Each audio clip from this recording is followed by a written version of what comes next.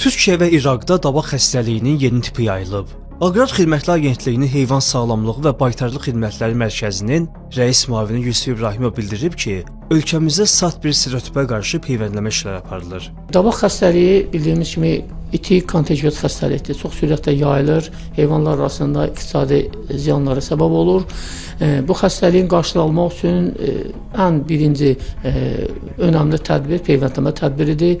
Hansı ki, bu peyvəndləmə tədbiri ildə 2 dəfə nəzərdə tutulur. Bu peyvəndləmə aparılıb ilin 1-ci və 2-ci yarısında. 2025-ci ildə bu 3-cü hövzə ölkələrinə daxil olan Türkiyə və İraq dövlətlərində dabaq xəstəliyinin sat bir tipi müşahidə olunub, qeydə alınıb. Bu xəstəlikdə çox sürətlə yayılır. Dabaq xəstəliyinin yeni növünün ölkəmizdə yayılma riski nə qədərdir? Hər bir stereotipə qarşı peyvənd olunmalıdır. Vaksinin tərkibində ya 4 valent vaksin istifadə etmək, yəni tərkibində hər 4 tipə qarşı immunitet yaranan antisimlər olan vaksin istifadə etməliyik. Dabaq xəstəliyi adətən ağızda, yerində, dırnaqda xəstəlik törədir. Yəni belə də yaralar yaradır, aftalar yaradır.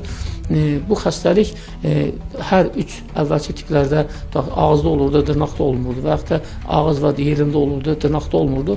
Bu tipdə üçünə də rast gəlmək halları var. Yusuf İbrahimov bildirib ki, peyvəndləmə işləri ilin sonuna qədər mərhələli şəkildə aparılacaq.